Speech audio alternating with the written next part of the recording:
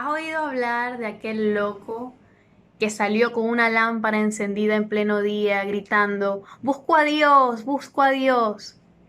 Cerca de él habían personas que no creían en Dios y se burlaban a la broma, "¿Se te perdió Dios? ¿Será que es como un niño que se suelta del brazo de su madre? ¿Será que nos tiene miedo y está escondido por ahí?". Pero nuestro loco no se tomaba estos comentarios a broma, así que los fulminó con la mirada y los retó diciéndoles, ¿quieren saber dónde está Dios? Se los voy a decir. Nosotros lo hemos matado. Ustedes y yo somos unos asesinos. ¿Cómo? No lo sé. ¿Cómo hicimos para vaciar el mar? Pero Dios ha muerto, Dios está muerto y nosotros lo hemos matado. Pero ¿no es esto un hecho que nos sobrepasa? ¿No deberíamos ahora ser nosotros los dioses para ser dignos de lo que acaba de ocurrir? Las personas hacían ahora silencio y nuestro loco apagó su lámpara. Así es como comienza esta historia. Espero que la disfrutes y que descubras si Dios ha muerto.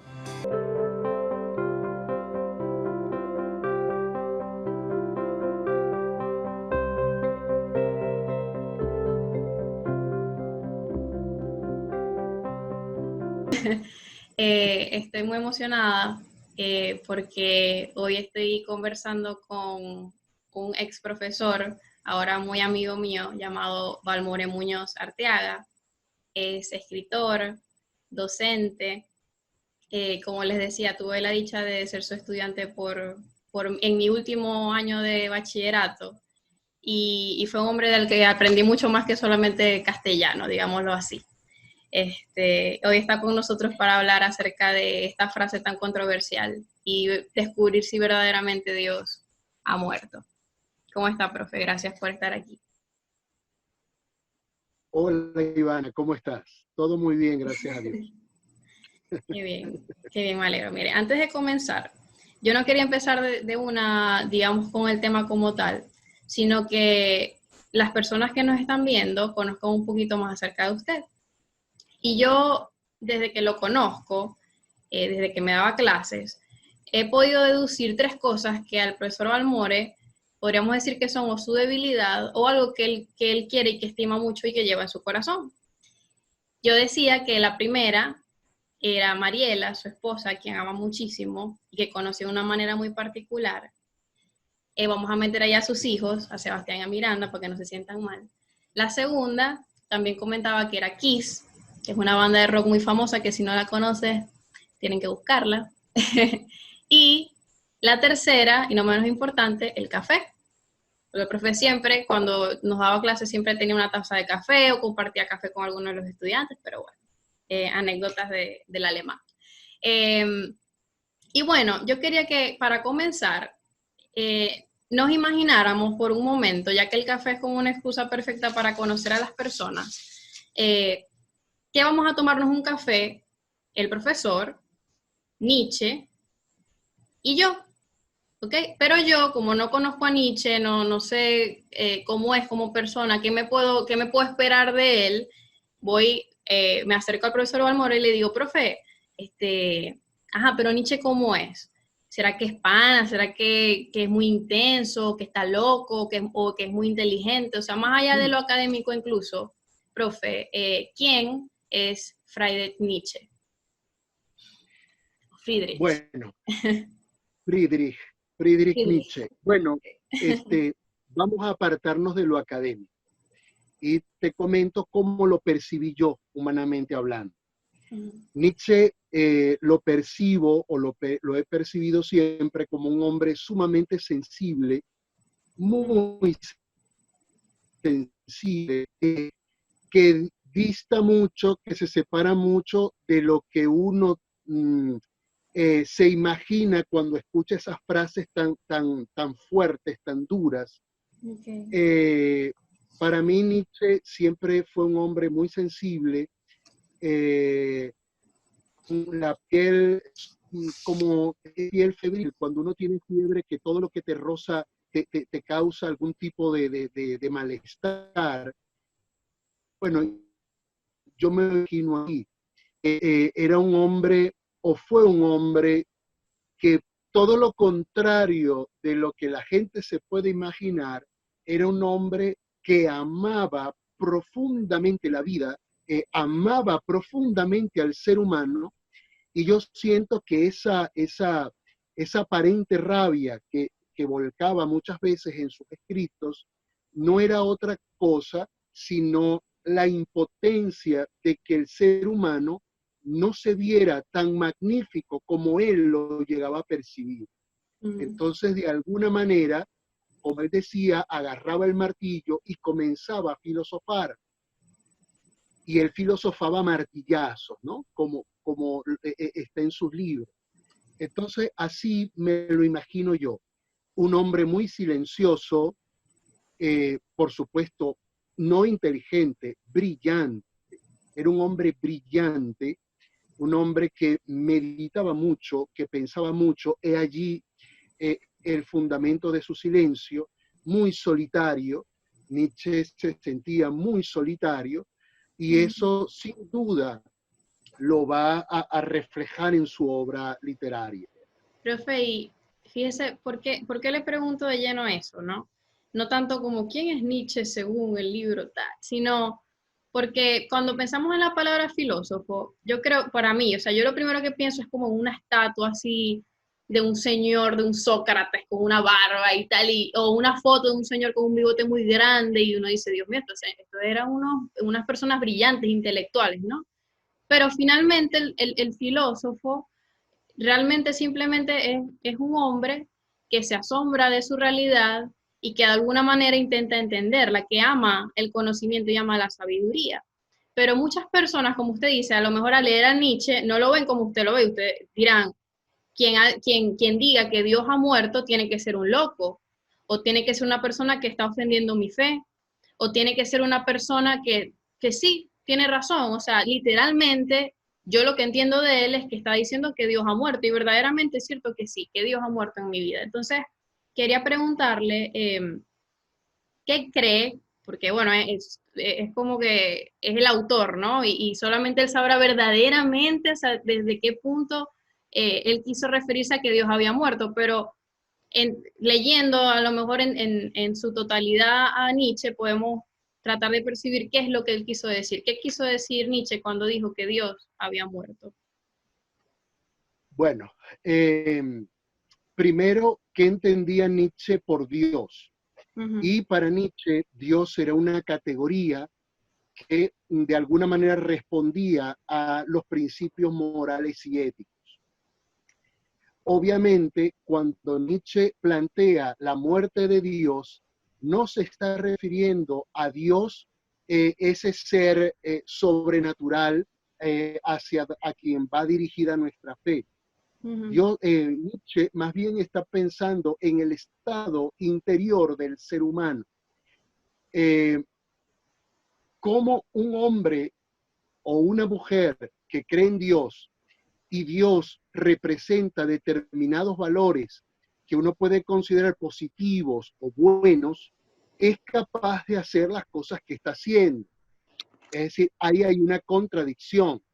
Entonces, si este hombre, estos hombres que me rodean, son capaces de la guerra, son capaces de matar de hambre a otro, son Ujú. capaces de denegarle los derechos a otros, son capaces de no lograr ver la dignidad del otro, significa que ese ser que les podía castigar ya no está, no está, se Ujú. murió, pero no se murió porque le dio un infarto, no se murió de vejez, no se murió porque se tropezó, se dio un mal golpe y ahí quedó.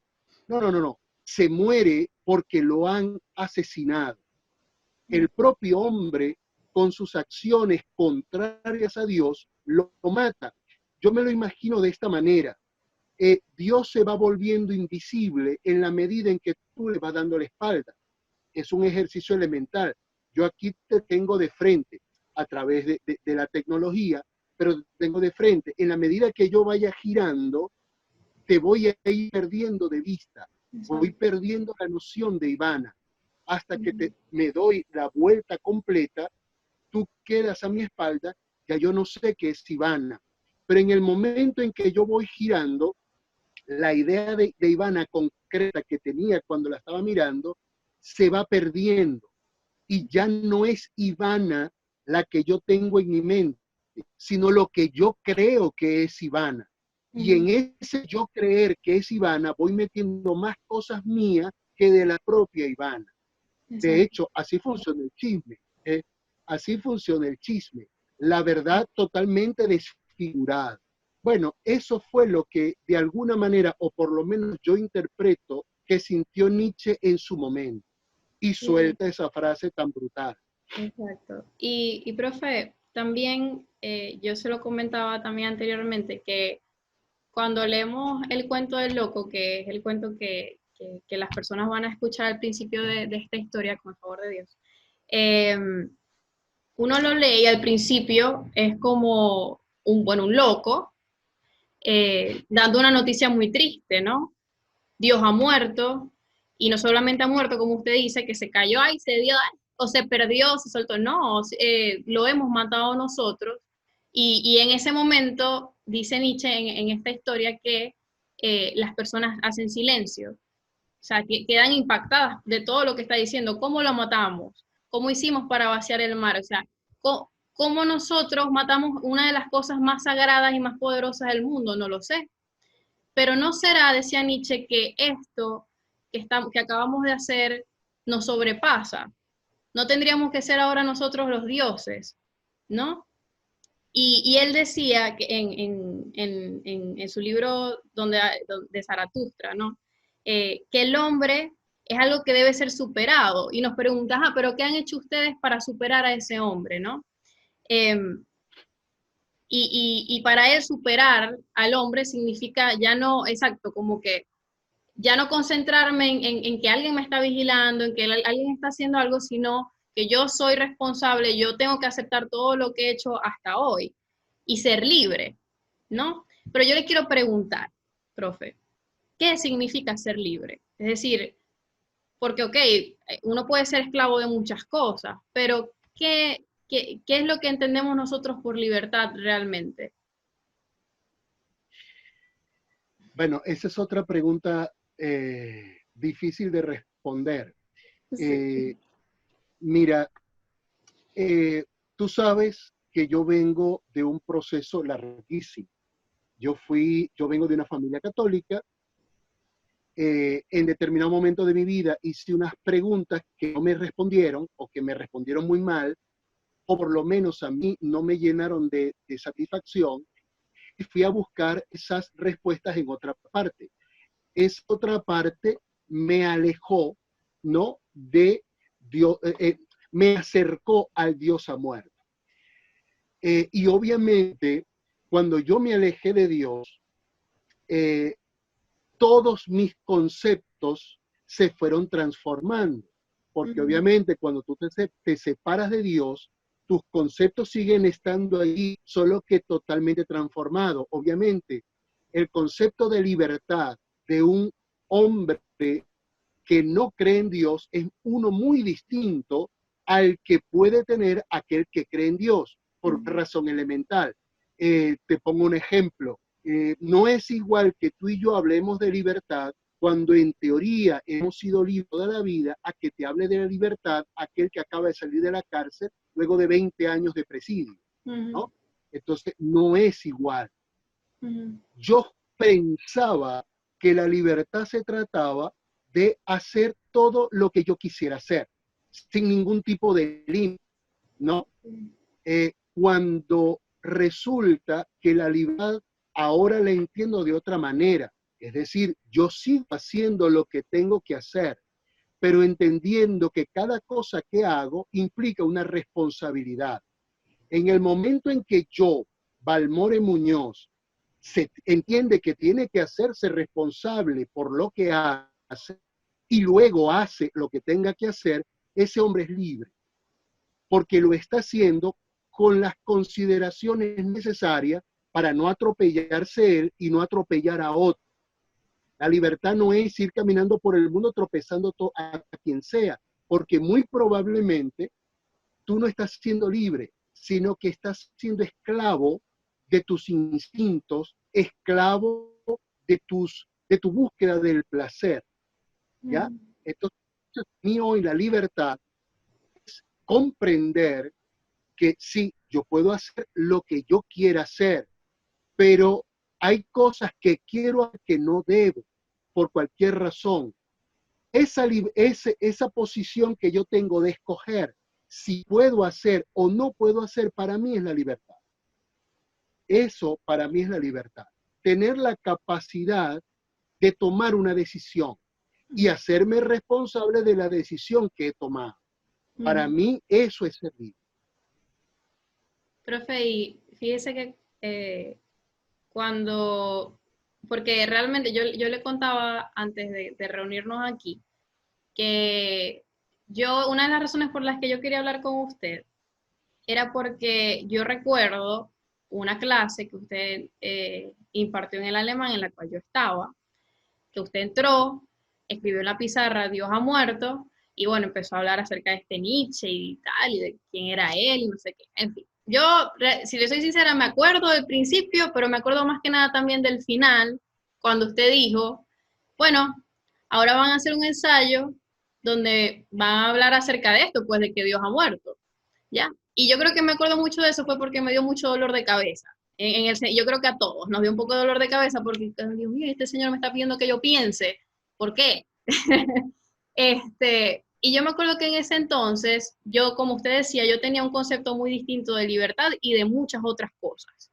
Pero me acuerdo que en ese momento yo escribí un ensayo llamado, creo que le puse La niña muerto, y yo no hablaba, como Nietzsche, pues que no hablaba de Dios, yo no hablaba literalmente de una niña, sino que hablaba de cómo había muerto en mí esa facilidad o esa docilidad de creer que Dios existía. Cuando yo me iba a dormir y mi mamá me decía, bueno, vamos a rezar, y yo lo hacía con convicción, porque yo sentía que yo tenía un amigo allí que estaba cuidando de mí. Yo sentía que eso había muerto, ¿no? Y yo siento que actualmente muchas personas, o sea, y yo en ese momento llegué a confundir un poco esa docilidad con estupidez. Es decir, yo decía, yo ya maduré, y una persona inteligente que tiene 5 dedos de frente no puede creer en Dios y creer y ser una persona como que con un raciocinio normal. Entonces yo le quiero preguntar, profe, para tener fe hay que renunciar a la razón. O sea, es necesario para ser un ser pensante, un ser racional, renunciar a la fe o renunciar a la creencia de algo más. Bueno, en primer lugar, la fe es es racional. Es decir, la fe tú la tienes que pensar, tú la tienes que comprender. La fe es un discurso racional. La fe no es un loquito que está hablando disparate. La fe es un discurso racional. De hecho, el libro que alimenta nuestra fe es la Biblia. La Biblia es producto de una racionalidad, es decir, hay unas leyes gramaticales, hay pensamiento, hay ideas organizadas, o sea, no es un tipo que empezó a disparar al aire, ¿ya? O sea, en primer lugar, la fe es un discurso racional, la fe es racional, y a partir de allí puedes conseguir el hilo conductor hacia eso otro que llamamos razón, que pensamos que está separada de la fe y no es así. Hay un documento hermosísimo, el Papa Juan Pablo II, la encíclica Fe y Razón, que creo que es uno de los aportes, entre tantos otros, más importantes que hizo, sobre todo al discurso intelectual. Porque efectivamente, en este momento se cree que una persona, en mi caso, hay gente del mundo intelectual donde de alguna manera yo me envuelvo, que no me tiene mucha confianza porque ese tipo es católico. ese tipo le habla a la nada, palo de loco ese carajo, ¿no? Pero resulta que entonces yo me reúno con mis amigos católicos y también está la desconfianza porque no, este es subintelectual, este dice cosas raras, este lee, este no es como nosotros. Entonces, no es solamente desde el mundo intelectual que se le tiene cierta ojeriza al mundo de la fe, sino que ese mundo de la fe también le tiene ojeriza a lo intelectual. Y resulta que no es así. Fe y razón no se oponen, se complementan. Hay una idea de Juan Pablo II que de alguna manera toma de Platón que me fascinó. La fe y la razón son las alas del espíritu. Cuando el ala de la fe se pone de acuerdo con el ala de la razón, el espíritu puede volar. Cuando un ala no responde a la otra, ese espíritu no vuela nunca. Hay algo que nosotros tenemos que entender, y es que el mundo no se ve con un solo ojo. Tú necesitas los dos ojos para poder comprender la realidad que te rodea. Y la realidad, ya lo dice nuestro credo, el que llaman credo largo. Dios es creador de lo visible y de lo invisible. Tú necesitas la razón, obviamente, para ver el mundo visible. Pero para poder comprender el mundo invisible que es real y que además la ciencia ha demostrado que existe, tú necesitas otra sensibilidad. Y esa sensibilidad te la da la fe. Así que se complementan ambas. Eso me hizo pensar en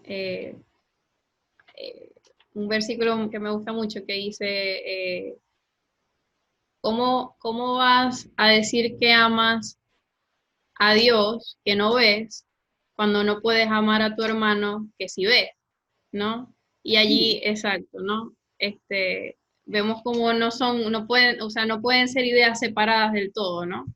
Y profe, fíjese, yo creo que una de las cosas que, volviendo un poco al tema del pasado, de las clases, ¿no? De cuando yo estaba en el colegio, y claro, yo sé que estoy segura de que muchos estudiantes suyos ahorita están viendo esto. Una de las cosas, no sé si les pasa a ustedes también, pero creo que una de las cosas que más me sorprendían o me chocaban, porque en verdad me chocaba, o sea, yo decía, ¿quién se cree este señor para llegar y decir paz y bien y no sé qué, y de repente dar la clase y empezar a decir una cosa de Dios? A mí lo que me sorprendía era cómo una persona, y lo que en verdad me daba envidia también, o sea, cómo una persona, siendo inteligente, siendo así, como yo, que yo soy súper inteligente, decía yo, ¿no? Yo soy demasiado increíble, pero cómo es que él y yo no puede hablar de Dios sin vergüenza, sin pelos en la lengua y creérselo, o sea, creerse de verdad que eso es cierto, ¿no? Y yo quiero preguntarle, profe, si eso siempre fue así. Ya usted nos comentó hace ratico que, o sea, nos dio digamos, como que una pista de que no siempre fue así, pero quiero saber eso, si usted siempre fue un maestro que daba lecciones de otro maestro, al que no podemos ni siquiera quitarle las sandalias. Ajá. Bueno, si supieras que para mí fue muy difícil. Es decir, ok, he vuelto a la fe, bla, bla, y toda esa cuestión que ya muchos conocen. No, para mí fue muy difícil pronunciar 3 palabras a la hora de hablar.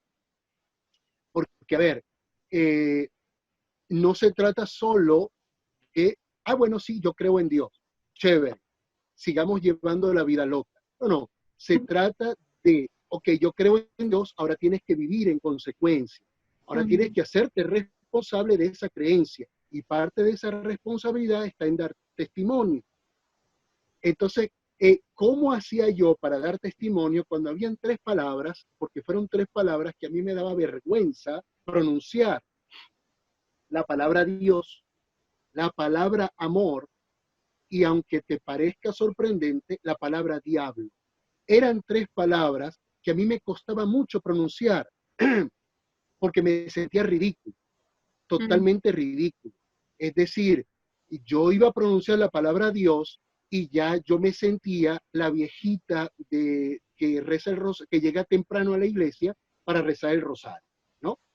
Yo me sentía así, pero no, Balmores, si tú eres un hombre moderno, tú eres un intelectual, ¿no? ¿Cómo vas a oler a lo que huelen las viejitas que rezan el rosario? Por favor, tú usas Agua de perfume, rosa. ¿no? Claro, pero entonces, mira, eso se fue dando poco a poco.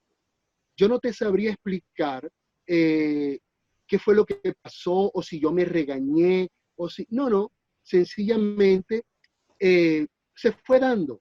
Y ahora menciono Dios sin ningún rollo, menciono la palabra amor sin ningún rollo. Todavía me cuesta un poquito la palabra diablo, no porque dude de su existencia, sino porque con la palabra diablo se han hecho cosas que parecerá asombroso, pero yo creo que con la palabra diablo se han hecho cosas más estruendosas y brutales que con la palabra Dios, ¿ya? Porque con la palabra diablo yo trato de esconderme. Es que, Balmore, te vimos con otra mujer y obviamente esa no es Mariela. No, no, es que el diablo se metió en mí. El pobre diablo, yo creo que algún día se va a arrepentir de haber hecho esa revolución en el cielo, ¿no? De haberse sublevado contra Dios, porque los seres humanos yo creo que ya le están destruyendo la paciencia al pobre diablo. Ya hasta siento compasión por él, porque es que nos ocultamos en él, o sea, no somos capaces de hacernos responsables, no somos libres, no somos libres.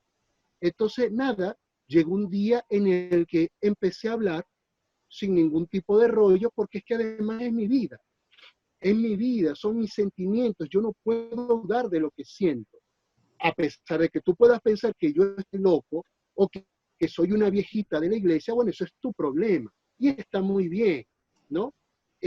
Pero yo no puedo encarcelarme en lo que pueda pensar Ivana o en lo que pueda pensar Mariela. O sea, yo soy libre, Dios me hizo libre y debo hacerme responsable de esa libertad. Profe, y fíjese, ya estamos finalizando. Y yo creo que sin darnos cuenta, ¿no? A lo largo de la entrevista, podríamos decir que, así como usted acaba de comentarnos, que muchas personas usan la palabra diablo de muchas maneras, la palabra Dios también es utilizada de muchas maneras y en muchos contextos. Pero yo creo que no somos quien, no podemos juzgar, y yo sé que usted está de acuerdo con eso, a una persona que tiene un concepto de Dios que no es como el mío. Es decir, una persona que a lo mejor ni siquiera cree en Dios, ¿no? Nietzsche, por ejemplo, que a lo mejor tenía un concepto de Dios que no era una persona, sino que era eso, como un concepto, ¿no? Algo que había que derrumbar para poder llegar de A a la B, ¿no? Y eso habrá sido, pues, por su vida, por cosas que vivió, por su propia experiencia, ¿no? Eh, y no podemos amar aquello que no conocemos verdaderamente. Entonces no es venir aquí y decir, bueno, si tú no crees en lo que estamos diciendo, entonces estás mal o estás esto, ¿no? Eh, todo pasa en su momento y no podemos amar lo que no conocemos y eso yo lo aprendí mucho creo que de usted también, ¿no? Eh, pero ahora yo quisiera preguntarle a usted, ok, Nietzsche tenía este concepto de Dios y las personas que nos ven tienen su propio concepto de Dios, pero yo quería saber, antes de irnos, ¿quién es Dios? A lo más allá de lo que diga Wikipedia o lo que digan los libros, no sé, que pueden decir cosas muy buenas, no digo que no, pero más allá de eso, ¿quién es Dios para Balmore hoy? Si alguien le pregunta, bueno, pero ya va, Balmore, ok, pero para vos, ¿quién es Dios? Que lo habéis conocido, que sabéis quién es, que hablas tanto de él. ¿Quién es Dios para ti? Bueno, en primer lugar, Dios es alguien. O sea, es lo primero que te puedo decir. Dios es alguien. En el momento en que yo sentí y asumí que Dios era alguien, entonces en ese momento me di cuenta que yo era alguien y que tú eras alguien y que todos los que me rodean son alguien, ¿no? Eso en primer lugar. Dios para mí es el descubrimiento del ser humano. Dios para mí es el descubrimiento de la dignidad del ser humano. Me voy a quebrar. Yo también te lloro. Dios es el momento en el cual tú haces silencio porque todo te abruma. Dios es el momento en el que tú sientes una fortaleza que no sabes de dónde sale, pero que te ayuda a transitar. Y no importa si toda esa fortaleza dice que fue mi abuelo que me la envió, o que fue un libro que me dio tal. No, no. Mira, para mí hay algo que yo recuerdo muchísimo y es el momento en el cual ese arbusto ardiendo le habla a Moisés. Yo no soy quien decide cómo me va a aparecer Dios o cómo se me va a manifestar Dios. Eso lo decide Él. Y lo puede hacer a través de la cosa más absurda y ridícula, como puede hacer a través de una cosa súper espectacular, digna de sábado sensacional. Mira, para mí Dios es eso. Es mi descubrimiento de que soy alguien, el descubrimiento de que quienes me rodean son alguien, a pesar de que muchas veces a esos alguien puedo tratar como algo. Incluso en el momento en el que yo me doy cuenta y vuelvo a recapacitar en que esa persona no es algo, sino alguien, ahí está Dios. Ahí eso es Dios. Entonces, mira, Dios es para mí el silencio en el cual me doy cuenta que la vida vale la pena vivirla a pesar de cualquier circunstancia. No importa lo que esté ocurriendo. Dios es el silencio que me ayuda a comprender que esto que estamos atravesando como humanidad no es ninguna prueba, no es un castigo, sino que es una circunstancia que ocurre incluso por las propias irresponsabilidades del hombre y que la irresponsabilidad solamente se enfrenta desde la responsabilidad. Hoy yo tengo una responsabilidad conmigo, con mi familia, contigo, con mis alumnos, con la gente que me rodea. Así que ese llamado de atención para recordarme que soy responsable, ese es Dios. Dios ha muerto, hazte responsable de su muerte. Ah, no, Dios no está muerto, Dios está vivo, entonces hazte responsable de eso que estás diciendo. O sea, Dios es mi responsabilidad con el otro sobre ese Dios en el que se supone que creen. Ahí está. Gracias, profe. Sí, yo también me emocioné ahí un momento, pero creo que es así, no se puede hablar realmente de Dios eh, sin, sin sacar, creo que las vísceras. O sea, quiero decir, eh, todo lo que hemos vivido, porque es todo. O sea, al final se trata de eso, ¿no? Eh, yo, bueno, simplemente darle las gracias por compartir su historia con nosotros. Eh, Espero que más que una frase controversial eh, hayan recibido pues una enseñanza a partir de la historia de Nietzsche, pero especialmente de la historia del profesor Balmore, que sé que se parece a la de muchos de nosotros.